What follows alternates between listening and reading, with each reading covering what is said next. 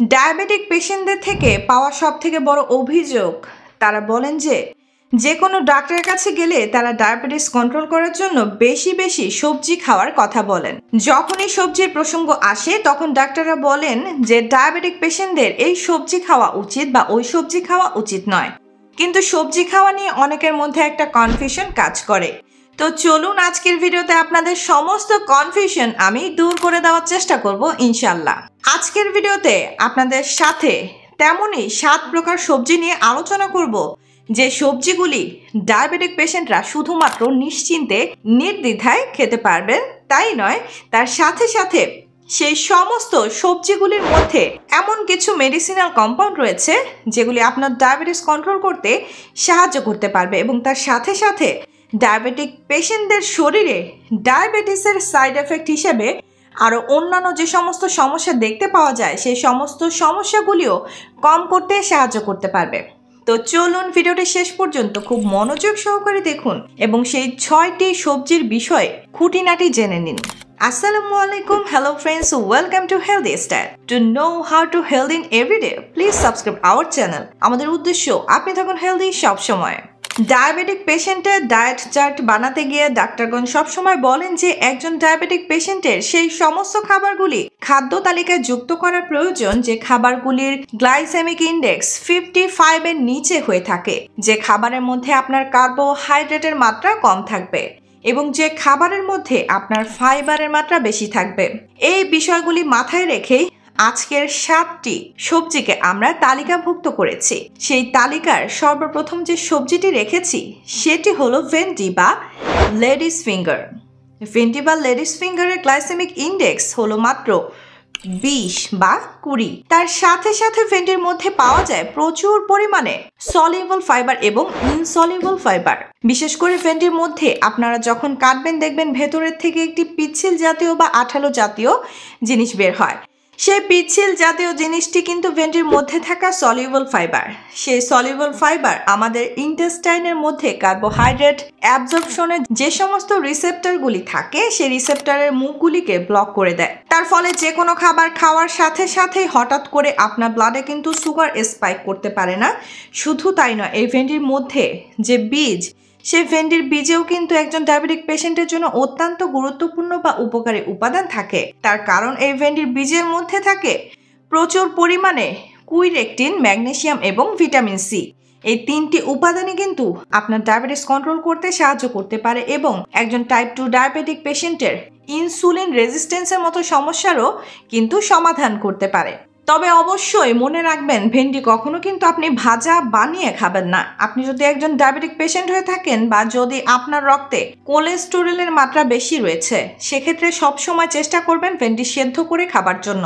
অথবা যদি আপনি ভেন্ডির সবজি বানিয়ে খাচ্ছেন সে সময়ে মনে রাখবেন ভেন্ডির মধ্যে যে পিচ্ছিল জাতীয় পদার্থ সেটি যেন নষ্ট না হয়ে যায়। পরবর্তী যে সবজিটির কথা বলবো সেটি হলো ব্রকলি। দেখুন, ব্রকলি একজন ডায়াবেটিক পেশেন্ট নিশ্চিন্তে নির্দ্বিধায় খেতে পারেন। তার কারণ ব্রকলির গ্লাইসেমিক ইন্ডেক্স হলো মাত্র 15। গ্লাইসেমিক ইন্ডেক্স 15 হওয়ার জন্য এর গ্লাইসেমিক লোডও কিন্তু অনেক কম থাকে। তার সাথে সাথে ব্রকলির মধ্যে রয়েছে প্রচুর পরিমাণে ইনসলিউবল ফাইবার, যে ফাইবার আপনার গাটের মধ্যে কার্বোহাইড্রেটের শোষণ ক্রিয়াকে কম করে দেয় এবং যে কোনো খাবার খাওয়ার পরে আপনার রক্তে সুগারের মাত্রা যাতে সহজে বৃদ্ধি পেয়ে না যায় সেদিক থেকে সাহায্য করে। তার সাথে সাথে ব্রকলির মধ্যে সালফোরেফান নামক বিশেষ এক ধরনের সালফার কম্পাউন্ড থাকে। এই সালফার কম্পাউন্ড টাইপ 2 ডায়াবেটিক পেশেন্টের যেটি আসল সমস্যা ইনসুলিন রেজিস্ট্যান্স, সেই ইনসুলিন রেজিস্ট্যান্সের মতো সমস্যার সমাধান করে তাদের শরীরে ইনসুলিনের অ্যাক্টিভিটিকে বৃদ্ধি করতে সাহায্য করে। শুধু তাই নয়, এই সালফার কম্পাউন্ড একজন মানুষের শরীরে অ্যান্টিঅক্সিডেন্টের মতো কাজ করতে পারে এবং আমাদের শরীরে ফ্রি রেডিকেলগুলি যাতে আমাদের প্যানক্রিয়াসের বিটা সেলগুলিকে ড্যামেজ করতে না পারে সেদিক থেকেও কিন্তু প্রোটেক্ট করতে পারে। শুধু তাই নয়, হয়তো আপনারা খেয়াল করবেন যে ডায়াবেটিক পেশেন্টরা যখন দীর্ঘদিন ধরে ডায়াবেটিসের সমস্যায় ভুগেন তাদের বিভিন্ন প্রকারের হার্টের সমস্যা হয়, তাদের রোগ প্রতিরোধ ক্ষমতা ধীরে ধীরে কমে আসে। এই ব্রোকলির মধ্যে রয়েছে প্রচুর পরিমাণে ক্যারোটিনয়েডস। এই ক্যারোটিনয়েডস আপনার হার্ট হেলথকে প্রোটেক্ট করতে সাহায্য করতে পারে, আপনার হার্টের ফাংশনিং যাতে ঠিকঠাকভাবে হয় সেদিক থেকে সাহায্য করতে পারে। আপনার ইমিউনিটি পাওয়ার বা রোগ প্রতিরোধ ক্ষমতাকেও কিন্তু বৃদ্ধি করতে সাহায্য করতে পারে। তাই আপনি যদি একজন ডায়াবেটিক পেশেন্ট হয়ে থাকেন, অবশ্যই ব্রোকলি আপনার খাদ্য তালিকায় যুক্ত করবেন। কিন্তু সব সময় আপনারা চেষ্টা করবেন ব্রোকলিকে খুব লো ফ্লেমে রান্না করতে, এবং ব্রোকলি থেকে যদি আপনি ম্যাক্সিমাম হেলথ বেনিফিটস পেতে চান, সেক্ষেত্রে ব্রোকলিকে আপনি স্টিম করে বা হালকা সেদ্ধ করে স্যালাড হিসেবে বানিয়ে খান, এতে আপনি বেশি উপকারিতা পাবেন। পরবর্তী যে সবজিটির কথা বলবো, সেই সবজিটি ডায়াবেটিক পেশেন্টের খাদ্য তালিকায় সুপার ফুড বলে মানা হয়। সেটি হলো আপনার স্পিনাচ বা পালং শাক। দেখুন, পালং শাক একজন ডায়াবেটিক পেশেন্ট এই কারণে তাদের খাদ্য তালিকায় চোখ বন্ধ করে যুক্ত করতে পারেন, কেননা পালং শাকেরও গ্লাইসেমিক ইন্ডেক্স মাত্র 15।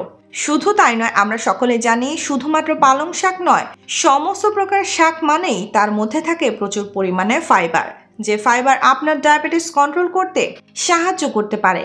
এই পালং শাকের মধ্যে আলফা লিপোইক অ্যাসিড নামক বিশেষ এক ধরনের প্লান্ট বেস কম্পাউন্ড থাকে। এই আলফা লিপোইক অ্যাসিড কি করে? আমাদের শরীরে ইনসুলিনের অ্যাক্টিভিটিকে বাড়িয়ে দেয় এবং আমাদের প্যানক্রিয়াসের অ্যাক্টিভিটিকেও কিন্তু ইমপ্রুভ করতে সাহায্য করতে পারে। এছাড়া আমরা সকলেই জানি পালং শাকের মধ্যে থাকে প্রচুর পরিমাণে ম্যাগনেসিয়াম। এই ম্যাগনেসিয়াম একজন ডায়াবেটিক পেশেন্টের ডায়াবেটিস কন্ট্রোলের জন্য অত্যাবশ্যকীয় একটি মিনারেল। শুধু তাই নয়, পালং শাকের মধ্যে নিউট্রিন, ভিটামিন এ এবং ভিটামিন কে, এগুলো অ্যান্টিঅক্সিডেন্ট হিসেবে থাকে। পরবর্তী যে সবজিটির কথা বলবো, সেই সবজিটিরও গ্লাইসেমিক ইন্ডেক্স মাত্র 15। সেই সবজিটি হলো টমেটো। শুধুমাত্র গ্লাইসেমিক ইন্ডেক্স লো নয়, এই টমেটো এমন এক ধরনের সবজি যেটি নন স্টার্চ ভেজিটেবল, অর্থাৎ টমেটোর মধ্যে কার্বোহাইড্রেটের মাত্রা কিন্তু নিতান্তই কম থাকে। প্রতি 100 গ্রাম টমেটোর মধ্যে মাত্র 4 গ্রাম আপনি কার্বোহাইড্রেট পেতে পারেন। তার সাথে সাথে টমেটোর মধ্যে থাকে প্রচুর পরিমাণে সলিউবল ফাইবার এবং ইনসলিউবল ফাইবার। শুধু তাই নয়, টমেটোর মধ্যে থাকে প্রচুর পরিমাণে লাইকোপেন।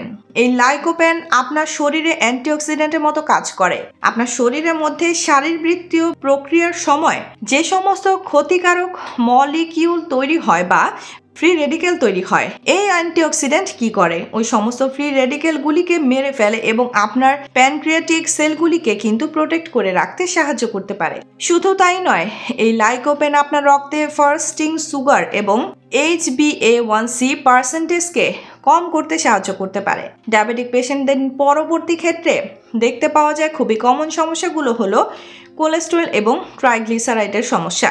সেই কোলেস্টেরল এবং ট্রাইগ্লিসারাইডের মাত্রাকেও কিন্তু এই লাইকোপেন কম করতে সাহায্য করতে পারে। সব মিলিয়ে আমরা এটা বলতে পারি যে অবশ্যই একজন ডায়াবেটিক পেশেন্টের খাদ্য তালিকাতে টমেটো রাখা উচিত। টমেটোকে একদম লো ফ্লেমে বা কম তাপমাত্রাতে মাত্র 2 মিনিট যদি রান্না করতে পারেন, ওই লাইকোপেনের অ্যাক্টিভিটি 54% পর্যন্ত বৃদ্ধি পেতে পারে। এবং টমেটোকে কম তাপমাত্রাতে মাত্র 30 মিনিট যদি আপনি রান্না করতে পারেন, ওই লাইকোপেনের অ্যাক্টিভিটি 164% পর্যন্ত বৃদ্ধি পেতে পারে। তাই অবশ্যই চেষ্টা করবেন টমেটোকে দীর্ঘ সময় ধরে কম তাপমাত্রাতে রান্না করে খেতে, সেক্ষেত্রে আপনি বেশি উপকারিতা পাবেন। এছাড়া আপনি টমেটোকে সালাদ হিসেবেও খেতে পারেন, তবে কিডনি জটিলতা থাকলে ডাক্তারের পরামর্শ ছাড়া টমেটো খাওয়া উচিত নয়। সচরাচর আমরা ডায়াবেটিক পেশেন্টদেরকে বলে থাকি যে মাটির নিচে যে সমস্ত ফসলগুলি হয়, সে ফসলগুলি কম পরিমাণে খাওয়ার জন্য। তার কারণ মাটির নিচে যে সমস্ত ফসল হয় তার মধ্যে কার্বোহাইড্রেটের মাত্রা বেশি থাকে। কিন্তু পেঁয়াজ এমন একটি ফসল বা এমন একটি সবজি, মাটির নিচে হলেও তার মধ্যে কিন্তু কার্বোহাইড্রেটের মাত্রা অত্যন্ত কম থাকে। প্রতি 100 গ্রাম পেঁয়াজের মধ্যে থাকে মাত্র 9 থেকে 10 গ্রাম আপনি কার্বোহাইড্রেট পেতে পারেন। শুধু তাই নয়, এই পেঁয়াজের গ্লাইসেমিক ইন্ডেক্স কিন্তু মাত্র 10 এবং এই পেঁয়াজের মধ্যে থাকে প্রচুর পরিমাণে ফাইবার। তাই একজন ডায়াবেটিক পেশেন্ট নিশ্চিন্তে নির্দ্বিধায় তার খাদ্য তালিকাতে কিন্তু এই পেঁয়াজকে যুক্ত করতে পারেন। এই পেঁয়াজের মধ্যে কুইরেকটিন নামক বিশেষ এক ধরনের কম্পাউন্ড রয়েছে। এই কুইরেকটিন কি করে?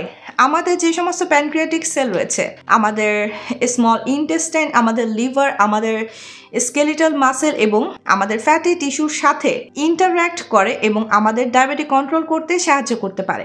শুধু তাই নয়, কুইরেকটিন আমাদের শরীরে ইনসুলিন রেজিস্ট্যান্সের মতো যদি সমস্যা থাকে, সেক্ষেত্রে ইনসুলিন রেজিস্ট্যান্সের সমস্যার সমাধান করতে সাহায্য করতে পারে। এবং পেঁয়াজের মধ্যে রয়েছে প্রচুর পরিমাণে সালফার কম্পাউন্ড। পেঁয়াজের মধ্যে পেতে পারেন অ্যালিসিন, আইসোঅ্যালিন, মিথিন এবং প্রোপিং এই সমস্ত আপনার সালফার কম্পাউন্ডগুলি আপনার শরীরে অ্যান্টি হাইপারগ্লাইসেমিক এফেক্ট দিতে পারে। তার ফলে আপনার ডায়াবেটিস কন্ট্রোলের ক্ষেত্রে এই পেঁয়াজ আপনাকে অত্যন্ত সাহায্য করতে পারে। এছাড়া গাজরও ডায়াবেটিস রোগীদের জন্য একটি উৎকৃষ্ট খাবার। গাজরে থাকে beta carotene, fibre, vitamin K1 এবং ভিটামিন A, পটাশিয়াম এবং অ্যান্টিঅক্সিডেন্ট।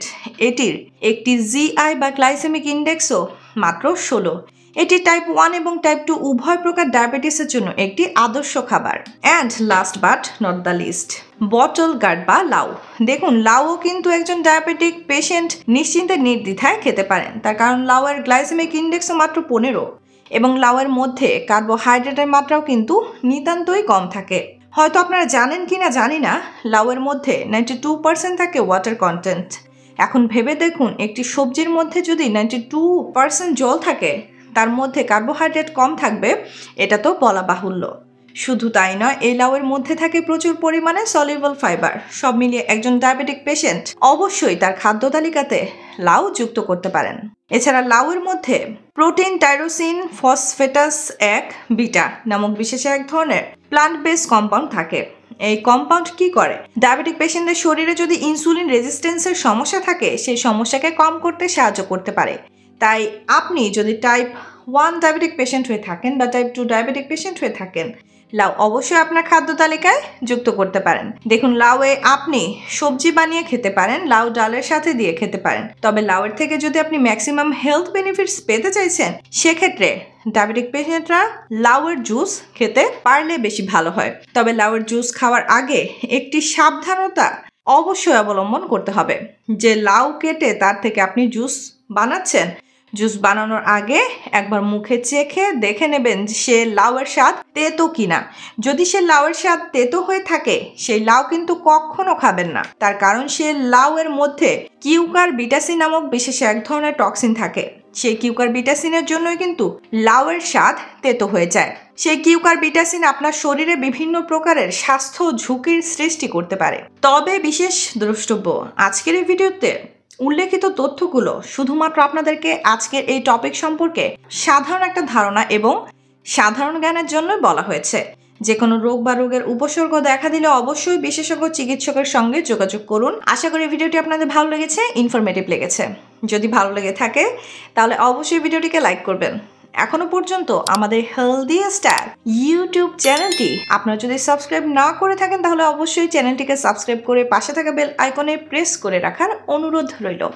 ইনশাআল্লাহ খুব শীঘ্রই দেখা হচ্ছে এই রকম ইনফরমেটিভ এবং স্বাস্থ্য উপকারী ভিডিওর সাথে।